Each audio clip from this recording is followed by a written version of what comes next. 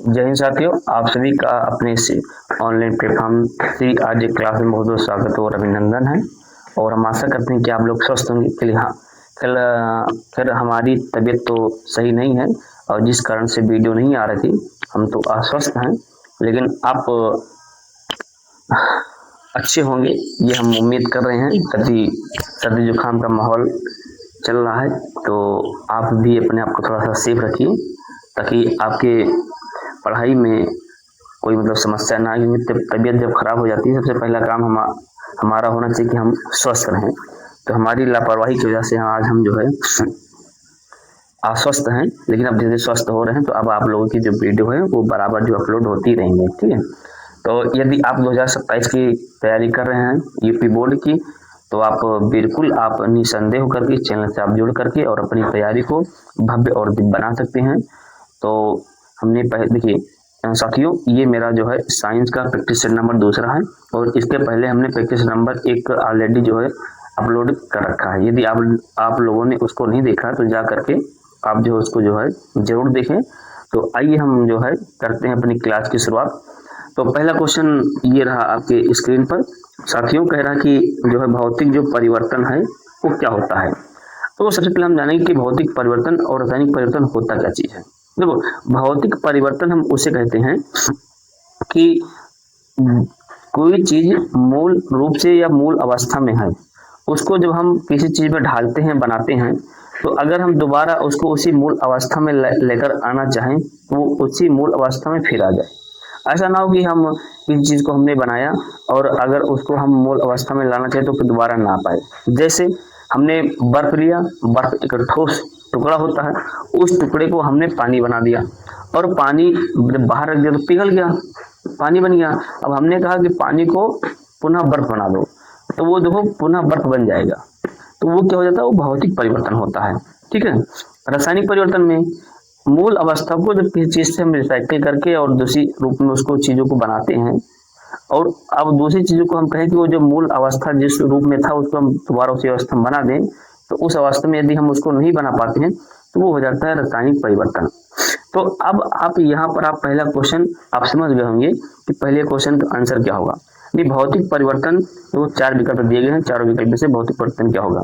कागज का जलना होगा, या फिर जो है कागज का जलना होगा, या मोम का पिघलना होगा, या फिर चीनी का गर्म होना होगा, या भोजन का जो वो यहाँ पर पचना होना चाहिए, ठीक है। तो यहाँ पर पचना या पाचन होना चाहिए, वो सही है। तो यहाँ पर देखो क्या होगा, यहाँ पर साथियों ना तो आपका जो है कागज का जलना है, ना चीनी का गर्म होना है और ना भोजन का जो है पचना है। तो फिर यहाँ पर जो है भौतिक परिवर्तन में फिर है क्या चीज। तो भौतिक जो परिवर्तन में है वो है आपका जो है मोम का पिघलना। अब ये मोम का पिघलना कैसे है, तो मोम ठोस होता है, यदि वो पिघल गया है तो यानी लिक्विड फॉर्म में बन गया, द्रव के रूप में बन गया। अब यदि द्रव को हम चाहे तो जमा करके उसको हम मोम के ठोस के रूप में फिर बना सकते हैं। तो ये क्या हुआ, ये भौतिक परिवर्तन हुआ। जैसा कि मैंने आपको बताया था कि भौतिक परिवर्तन जो मूल अवस्था में बनाए जा सके, ठीक है, वही क्या कहलाते हैं, भौतिक परिवर्तन कहलाते हैं, ठीक है। चलिए आइए अब हम बात करते हैं दूसरे क्वेश्चन की। तो दूसरा क्वेश्चन हमारा जो है ये रहा। देखिए दूसरा क्वेश्चन हमारा ये था कि रासायनिक परिवर्तन जो है क्या होते हैं।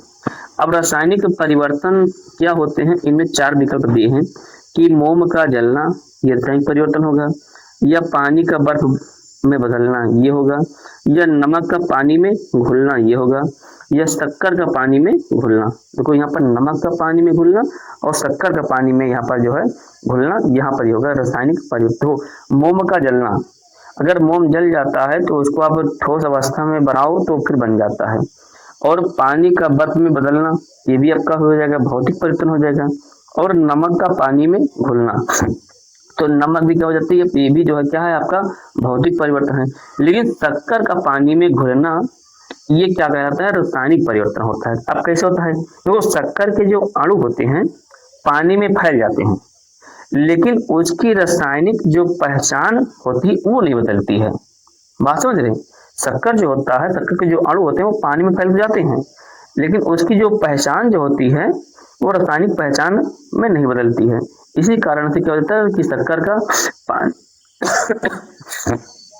शक्कर का जो है पानी में घुलना, ये होता है रासायनिक परिवर्तन। ठीक है, अब हम बात करते हैं तीसरे नंबर की। देखो अब हमारा जो तीसरा नंबर हो क्या है, यहाँ पर कह रहे हैं कि आलू चिप्स की पैकिंग में इस्तेमाल की जाने वाली गैस कौन सी होती है।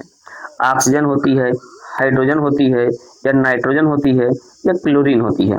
तो भैया मैं आपको बता दूं कि ये आलू की जो चिप्स होती है, जो पैकिंग जो होती है ना, आपने देखा होगा कुरकुरे जो अंकल चिप्स वगैरह जो लोग जो खाते हैं, ठीक है, आपने खूब खाए होंगे कुरकुरे, तो उसमें जो 5 रुपए में आप जो इसको खरीद कुछ, हाँ कुरकुरे तो कम रहते हैं पर उसमें हवा ज्यादा रहती है।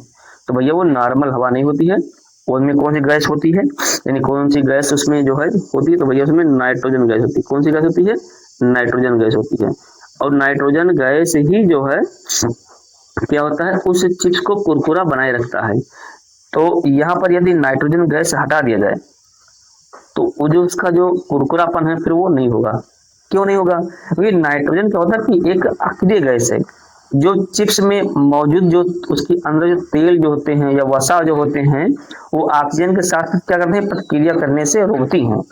बात समझ रहे हैं, मतलब कहने का मतलब ये कि जो नाइट्रोजन गैस जो होती है वो जो है अक्रिय गैस होती है। अक्रिय मतलब जो क्रिया ना करे, तो जब क्रिया वो नहीं करेगी, जो चिप्स के अंदर जो जो मौजूद उसके जो तेल हैं या जो वसा जो उसके अंदर जो पाए जाते हैं चिप्स में, तो ऑक्सीजन के साथ वो क्रिया नहीं करती हैं, और क्रिया करने से क्या करते हैं, वो रोकती हैं। और जब रोकती हैं जिससे चिप्स क्या होता है, नरम नहीं पड़ता है, मुलायम नहीं होता है, और कुरकुरापन जो है बना रहता है। क्यों, क्योंकि अक्रिय गैस क्रिया नहीं करती है, जिस कारण से नाइट्रोजन गैस उसमें भरी जाती है और हवा की भी कीमत होती है। ठीक है, तो इसलिए जो 5 रुपए में आपको थोड़ा सा चिप्स वो दे देते हैं, क्योंकि हवा की भी कीमत उसमें जो है होती है। ठीक, अब आइए हम बात करते हैं दूसरे क्वेश्चन की। अब वो सॉरी चौथे क्वेश्चन की। तो वो चौथा क्वेश्चन हमारा है कि साग सब्जियों का जो विघटन होकर कंपोस्ट बनना कौन सी प्रक्रिया है। तो भैया देखो, जो साग सब्जी जो होते हैं विघटित विघटित विघटित मतलब होता है कि टूटना। ठीक है, तो टूटना मतलब टूट करके जो कंपोस्ट जो बनती है वो कौन सी क्रिया कहलाती है, तो भैया वो कहलाती है ऊष्मा क्षेपीय प्रक्रिया। कौन सी कहलाती है, ऊष्मा क्षेपीय प्रक्रिया। अब ये ऊष्मा क्षेपीय प्रक्रिया क्या होती है, ऊष्मा शोषीय प्रक्रिया क्या होती है, इन सब चीजों के बारे में मैंने पहले विधिवत बता रखा है। यदि आप उस वीडियो को नहीं देखे हैं तो आप जरूर जाकर के उस वीडियो को आप देख लीजिए। लेकिन सबसे संक्षिप्त में मैं आपको यहाँ पर ऊष्मा क्षेपी क्या होता है मैं इसके बारे में आपको बता दे रहा हूँ कि जो जो होता क्या चीज है कि जो ऊष्मा जो क्षेपी जो होती है, ये अभिक्रियाओं में उत्पाद के साथ साथ ऊष्मा यानी ऊर्जा का भी उत्पन्न करती हैं। जो अभिक्रियाएं जो होती हैं उत्पाद के साथ साथ ये जो है ऊर्जा को भी क्या करती हैं, उत्पन्न करती हैं, और जिन्हें ऊष्मा क्षेपी अभिक्रिया कहते हैं। जिसे क्या कहते हैं, ऊष्मा क्षेपी अभिक्रिया कहते हैं। और इस प्रक्रिया में सूक्ष्म जो जीव होते हैं, यानी जो सूक्ष्म जीव होते हैं, कार्बनिक पदार्थ को क्या करते हैं, वो तोड़ते हैं। और जब कार्बनिक पदार्थ को तोड़ते हैं, जिससे होता क्या चीज है कि बहुत अधिक मात्रा में क्या होता है, ऊष्मा जो है बाहर निकलती है। तो इसी कारण से क्या हो जाता है कि साग सब्जियों का विघटित होकर कंपोस्ट जो है क्या हो जाता है, क्रिया करके वो बन जाता है। तो इसी को क्या बोलते हैं, ऊष्मा क्षेपी अभिक्रियाएं। यानी चौथे नंबर का आपका B option, sorry A option आपका सही है। ठीक है, चलिए तो हम उम्मीद करते हैं कि आप लोगों को समझ में आया होगा। अब हम चलते हैं अपने अगले पड़ाव पर। अब ये देखिएगा, अब यहाँ पर लिखा हुआ है कि दही का जमना। अब यहाँ पर दही का जमना क्या हो जाता है,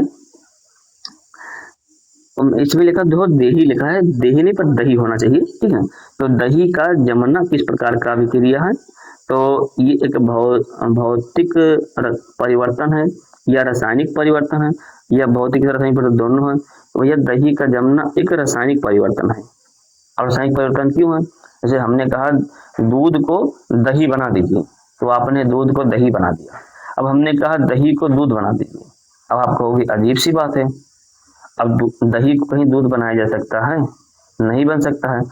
तो जो चीज मूल अवस्था से दूसरे रूप में परिवर्तित हो और दूसरी अवस्था से फिर हम कहें कि इसको मूल अवस्था में बनाइए, तो अगर वो मूल अवस्था में ना बने तो रासायनिक परिवर्तन, और अगर बन जाए तो जो है भौतिक परिवर्तन। ठीक है, तो हम उम्मीद करते हैं कि आप लोगों को समझ में आ रहा होगा।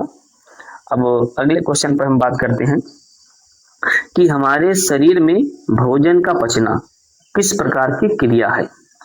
तो भैया हमारे शरीर में जो भोजन जो पचता है वो क्या हो जाता है कि अपचयन अभिक्रिया होती है। ठीक है, क्या हो जाती है, वो अपचयन अभिक्रिया हो जाती है। जैसे यहाँ ये देखो अपचयन अभिक्रिया होती है।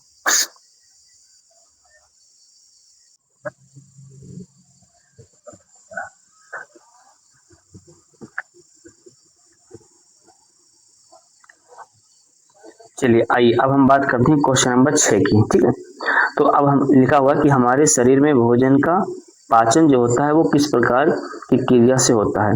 अब घटन अभिक्रिया से होता है। ठीक है, अब घटन अभिक्रिया से होता है, अब घटन अभिक्रिया से होता है, या ऑक्सीजन ऑक्सीकरण अभिक्रिया से होता है, उदासीनीकरण अभिक्रिया से होता है, अपचयन अभिक्रिया से होता है। तो भैया हमारे शरीर में जो पाचन जो होता है भोजन का वो जो है अपघटन अभिक्रिया से होता है, यानी ए नंबर आपका जो है बिल्कुल सही है। ठीक है, हमारे शरीर में भोजन का जो पाचन जो होता है जो टूटता है वो क्या होता है, वो अपघटन अभिक्रिया से होता है। अपघटन मतलब जो होता है टूटना। ठीक है, छोटे छोटे टुकड़ों में जो अणु में क्या होते हैं जो भोजन जो होते हैं वो टूटते हैं। ठीक है, तो टूटते हैं उसके अंदर जाकर उसका जो है पाचन जो होता है। यदि पूछे कि भोजन का पचने की जो प्रक्रिया होती है वो प्रारंभ कहाँ से होती है, तो भैया वो प्रारंभ जो है मुख से जो है हो जाती है। क्योंकि जब होता है कि हम बड़े बड़े चीजों को जब हम खाते हैं तो बड़े रूपों में से हमने पेठा खाया या फिर सेब खाया, केला खाया, जो बड़े बड़े पीस जो होते हैं उसको जब हम खाते हैं तो उसको छोटे छोटे उसका अपघटन जो होता है कहाँ पर होता है, मुख में ही जो है उसको तोड़ने की प्रक्रिया जो है शुरू हो जाती है। तो पाचन जो होता है वो मुख से ही जो है शुरू हो जाता है, लेकिन पूर्ण रूप से जो है जाकर के वो शरीर के अंदर ही जो है होता है। ठीक है, तो वही कह रहा है कि हमारे शरीर में भोजन का पाचन किस प्रक्रिया के किस प्रकार की क्रिया है। तो हमारे शरीर में जो भोजन का जो पाचन है पचना है वो जो है अपघटन अभिक्रिया है। अगला जो है आता है कि लेड सल्फेट का रासायनिक सूत्र क्या होता है। तो भैया जो है अब इसमें आप लोग बताइए कि लेड सल्फेट का जो रासायनिक जो सूत्र होता है वो क्या होता है। तो इसमें जो है PbNO3 है और PbNO3 है। गलत दे रखा यार इसमें, हमको लगता है टाइपिस्ट मास्टर ने इसे टाइप नहीं किया है। तो यहाँ पर जो है आपका जो होना चाहिए लेड सल्फेट का जो रासायनिक जो सूत्र होता है लेड सल्फेट, ना तो यहाँ पर कोई ऑप्शन नहीं है क्योंकि ये भी गलत है, ये भी गलत है और आपका ये भी गलत है। तो फिर सही क्या होना चाहिए, और आपका ये भी गलत है। तो इसका होना क्या चाहिए, तो इसका होना चाहिए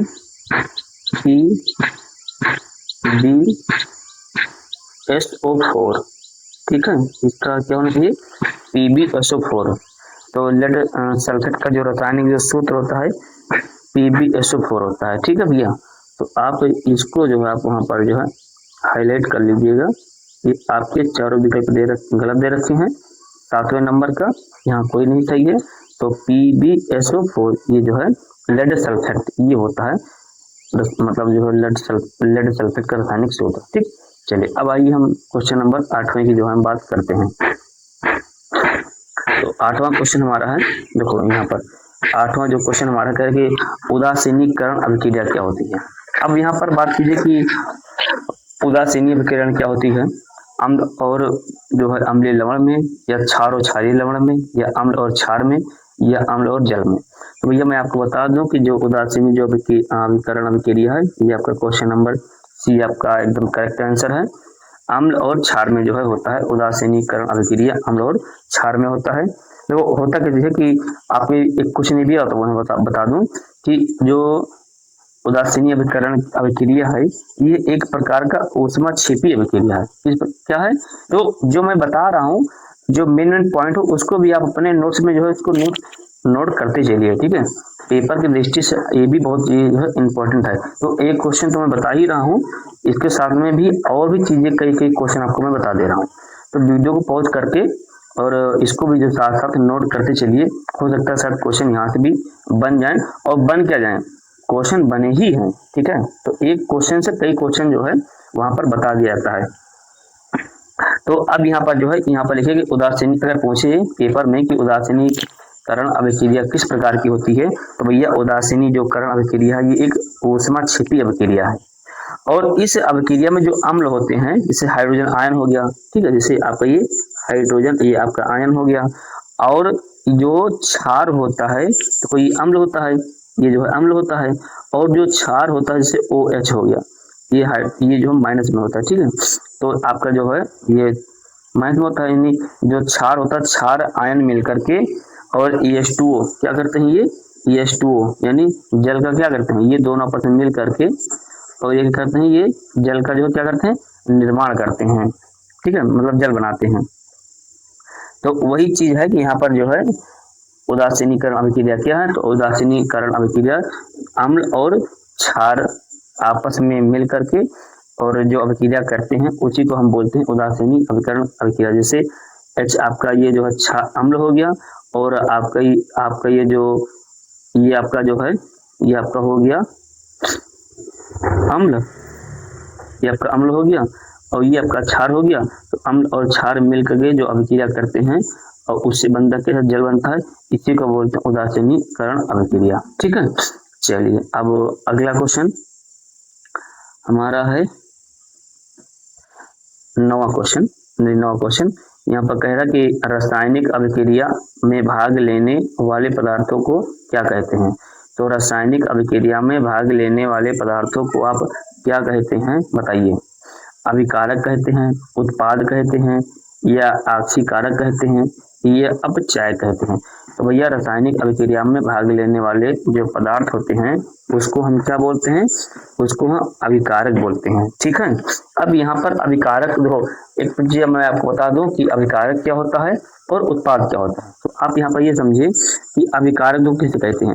अभिकारक जो होते हैं वह पदार्थ को किसी रासायनिक अभिक्रिया में भाग लेते हैं, मतलब अभिकारक वह पदार्थ होते हैं जो किसी रासायनिक अभिक्रिया में भाग लेते हैं या आपस में क्रिया करते हैं। जैसे अभी आपको पता है ना, ये जैसे यहाँ पर हाइड्रोजन आयन हो गया और उसके बाद में यहाँ पर जो है OH हो गया। अब ये दोनों मिल करके और H2O का जो क्या करते हैं वो निर्माण करते हैं, H2O बन जाता है। देखो इसको पहले रफ कर दो, तो ये जो है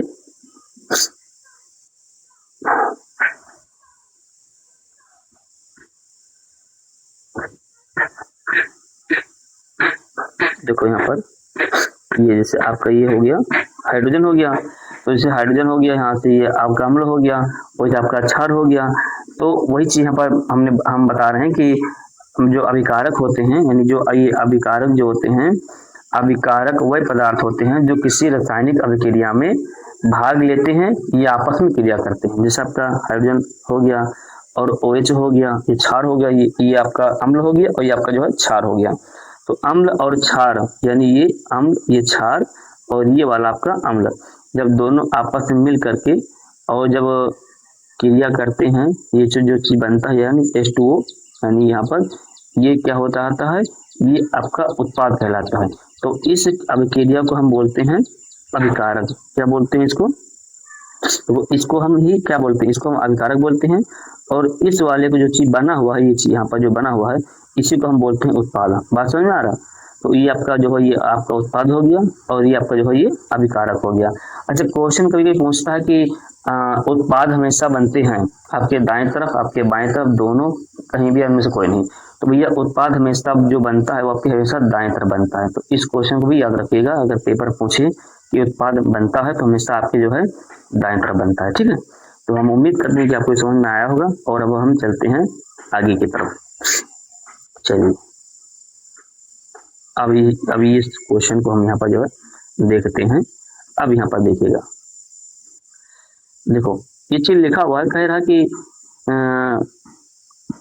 जब लोहे की कील को कॉपर सल्फेट के विलयन में डुबाया जाता है तो विलयन का जो रंग होता है वो क्यों बदल जाता है, आपको बताना है। देखो एक लोहे की कील कॉपर सल्फेट के विलयन में जब डुबोते हैं तो विलयन का जो रंग होता है वो क्यों बदल जाता है। जैसे आप इमेज में आप देख रहे हैं CuSO4 है और यहाँ पर लोहे की कील जब डालते हैं तो ये जो है क्या हो जाता है, ये बदल जाता है, इसका रंग जो है बदल जाता है। देखो आपने दोनों रंग कलर को आप देखिए बदल गया है। तो आइए हम इसको जानते हैं। देखो जब लोहे की कील यानी Fe जो होता है वो आयरन होता है यानी लोहा। तो जब लोहे की कील को नीले रंग के कॉपर सल्फेट में, तो ये नीला रंग, ठीक है, नीले रंग की कॉपर सल्फेट में CuSO4 की विलयन में डुबोया जाता है तो विलयन का जो रंग होता है वो बदल कर हल्का हरा हो जाता है। देखो अभी ये विलयन का जो रंग है वो हल्का क्या हो गया है, आपका हरा हो गया है, हरा हो जाता है। ये एक विस्थापन अभिक्रिया है। क्या है ये एक विस्थापन अभिक्रिया है। एक विस्थापन अभिक्रिया के कारण, विस्थापन अभिक्रिया के कारण जहां लोहा कॉपर से अधिक सक्रिय होने के कारण उसे प्रतिस्थापित कर देता है और ये वीडियो इस रसायनिक अभिक्रिया को जो है दिखाता है।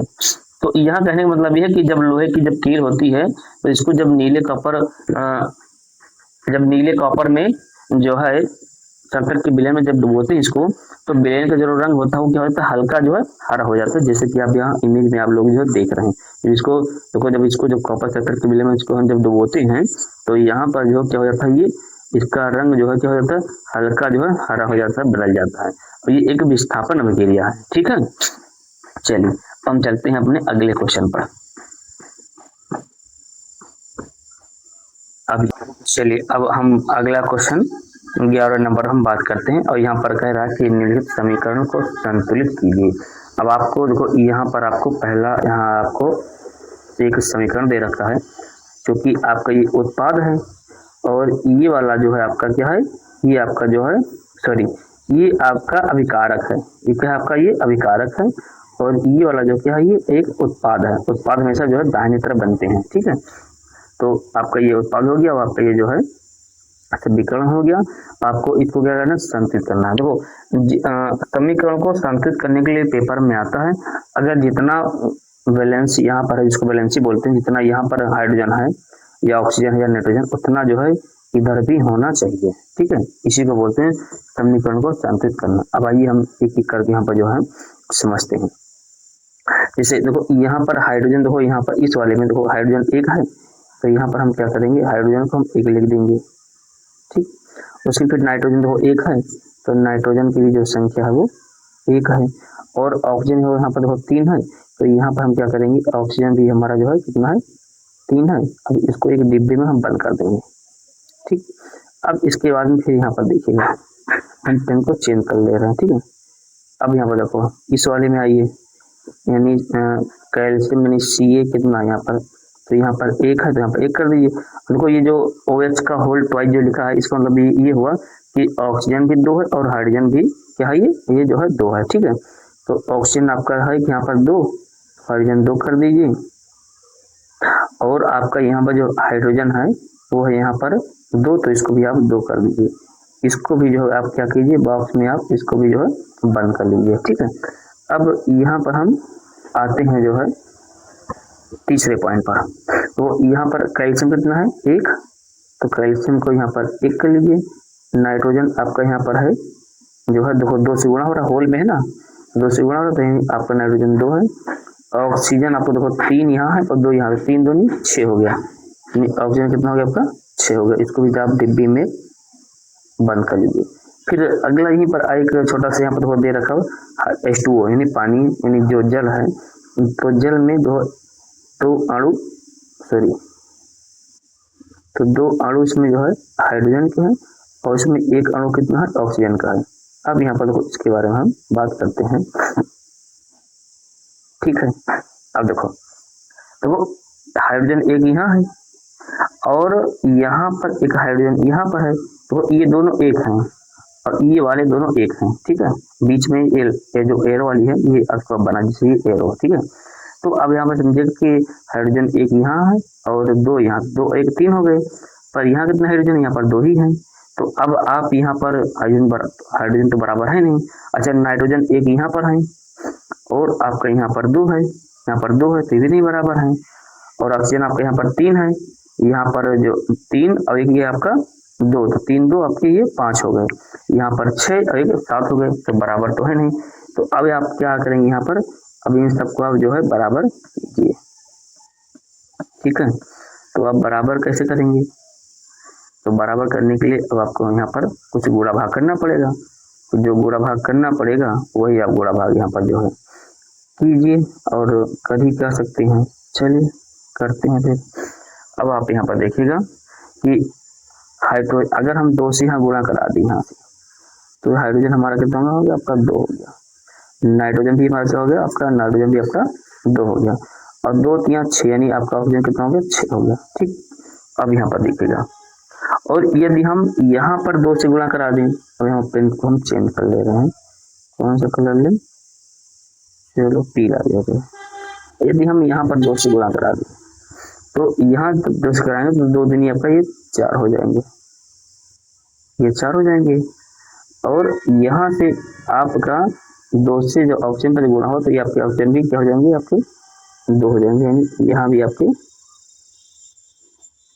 ये ऑक्सीजन भी आपके क्या हो जाएंगे, 2 हो जाएंगे। अब आप यहाँ पर देखिएगा कि हाइड्रोजन को 4 यहाँ है, हाइड्रोजन 4 आपके यहाँ है, और 2 हाइड्रोजन यहाँ है और 2 हाइड्रोजन यहाँ है, तो 2 और 2 4 यहाँ हो गए, और 4 हाइड्रोजन आपके यहाँ पर है, देखो यहाँ है, ठीक है, 4 हाइड्रोजन आपके यहाँ पर है, तो 4 यहाँ हो गए, तो हाइड्रोजन आपका बराबर हो गया। नाइट्रोजन आपके 2 यहाँ है और नाइट्रोजन आपके 2 यहाँ पर है, ये भी बराबर हो गया।